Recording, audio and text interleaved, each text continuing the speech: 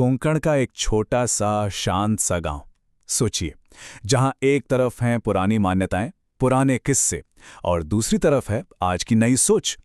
यहीं पर इन दोनों के टकराव के बीच एक ऐसी कहानी दबी हुई है जो डर और लोक कथाओं की न जाने कितनी गहराइयों से निकल कर आती है। तो चलिए आज उसी कहानी की परतें खोलते हैं। कहानी में एक बुजुर्ग हैं, काका साहब।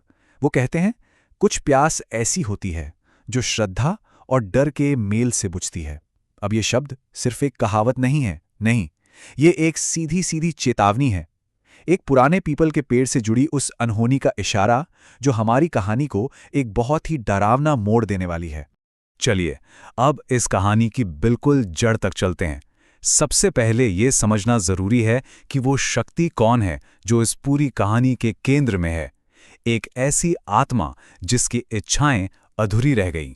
तो सबसे बड़ा सवाल यही उठता है कि आखिर ये मुंजिया है कौन या क्या है। देखिए, ये कोई आम भूत प्रेत की कहानी नहीं है। ये एक खास तरह की आत्मा है जिसकी जड़ें सदियों पुरानी लोक कथाओं से जुड़ी हुई हैं।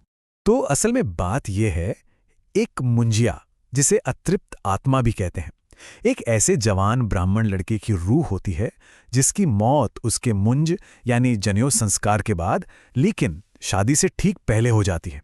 अब उसकी जो शादी की इच्छा थी वो अधूरी रह गई, और यही अधूरी इच्छा उसे इस दुनिया से, जीवित लोगों की दुनिया से बांध कर रखती है। तो मुंजिया करता क्या है? उसका ठिकाना होता है पीपल का पेड़। उसकी एक ही जिद, एक ही इच्छा, शादी करना, और इसके लिए वो अपने ही पुश्तैनी घर को सताता है। दुल्हन कहाँ से लाएगा? जिंदा लोगों की दुनिया से। और सबसे अजीब बात यह है कि उसका सारा गुस्सा, सारी नफरत अपने ही परिवार के लोगों के लिए होती है। और बस इसी जानकारी के साथ कहानी उस मोड़ पर आ पहुंचती है जहां शक और अंधविश्वास की बातें पीछे रह जाती हैं और सामना होता है सीधे सीधे उन अलौकिक शक्तियों से। ये उस रात की कहानी है जिसने सब कुछ बदल कर रख दिया। कहानी का हीरो है आर्यन, आज की पीढ़ी का लड़का।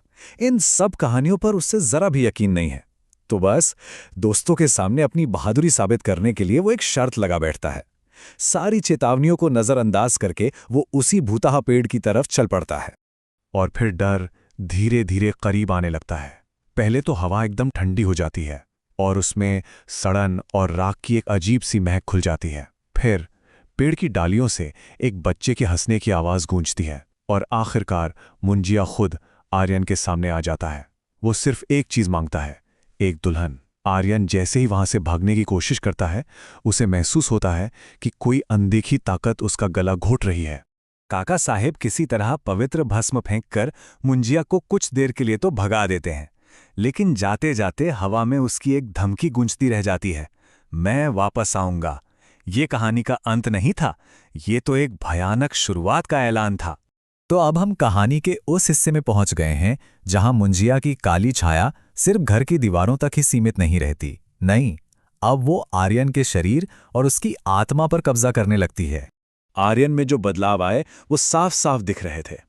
एक हंसता खेलता समझदार लड़का अब एक ऐसा इंसान बन चुका था जिसका शरीर बर्फ की तरह ठंडा रहता था, जो अकेले में खुद से बातें करता था, और जिसकी छाती पर एक अजीब सा लाल निशान उभर आया था।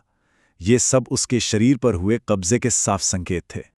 और फिर कहानी का सबसे बड़ा और चौंकाने वाला सच सामने आता है। काका साहब बताते हैं कि ये मुंजिया कोई और नहीं बल्कि उनके परदादा का छोटा भाई है, एक 12 साल का बच्चा जिसने शादी करने की जिद में खुदकुशी कर ली थी। मतलब ये श्राप उनके अपने ही खून से, उनके अपने ही परिवार से जुड़ा था। और यहीं से शुरू होती है वो आखिरी लड़ाई। एक तरफ है आर्यन की जान और दूसरी तरफ वो बदला लेने वाली आत्मा। इस आत्मा को हमेशा के लिए खत्म करने की ये जंग 2 भयानक हिस्सों में लड़ी गई। मदद के लिए एक विशेषज्ञ शास्त्री जी को बुलाया जाता है। प्लान ये था कि आर्यन को चारे की तरह इस्तेमाल किया जाएगा ताकि मुंजिया पेड़ के पास आए और फिर उसे वहीं कैद कर लिया जाए। लेकिन मुंजिया कोई मामूली आत्मा नहीं थी। जैसे ही शास्त्री जी उस पर पवित्र जल फेंकते हैं, मुंजिया की असली ताकत का अंदाजा होता है।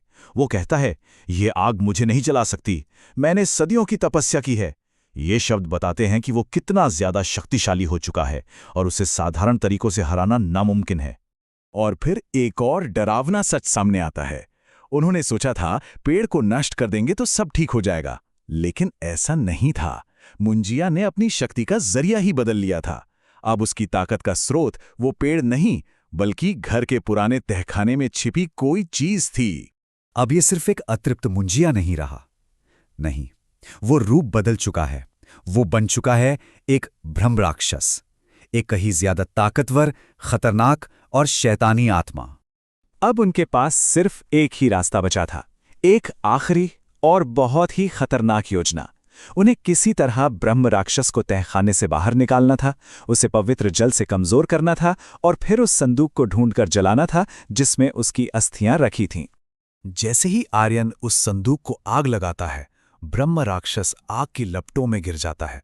लेकिन जलते हुए भी उसके आखिरी शब्द एक कभी न खत्म होने वाले श्राप की तरह लगते हैं। वो कहता है कि ये प्यास, ये अतृप्त इच्छा कभी भी पूरी तरह से नहीं मर सकती, ये वापस लौटेगी। तो लड़ाई खत्म हो चुकी है, लेकिन क्या कहानी सच में खत्म हुई? चलिए अब देखते हैं कि इस पूरी घटना के बाद क्या हुआ और वो कौन से मनोवैज्ञानिक जख्म थे जो हमेशा के लिए पीछे छूट गए। मुंजिया जा चुका है। घर में अब एक अजीब सी शांति है, लेकिन ये शांति बहुत बेचैन करने वाली है। आर्यन जिंदा तो है, पर इस भयानक अनुभव ने उसे अंदर तक तोड़कर रख दिया है। वो अब कभी भी पहले जैसा नहीं हो पाएगा। लेकिन यहां एक सवाल जरूर उठता है, क्या इस तरह की बुराई को सच में पूरी तरह से खत्म किया जा सकता है, या फिर ये हमेशा अपने निशान पीछे छोड़ जाती है जो वक्त के साथ और भी गहरे होते जाते हैं? और कहानी का अंत होता है इस रोंगटे खड़े कर देने वाले मंजर के साथ। आर्यन आईने में खुद को देखता है, लेकिन उसका अक्स, उसका प्रतिबिंब हिलता नहीं है।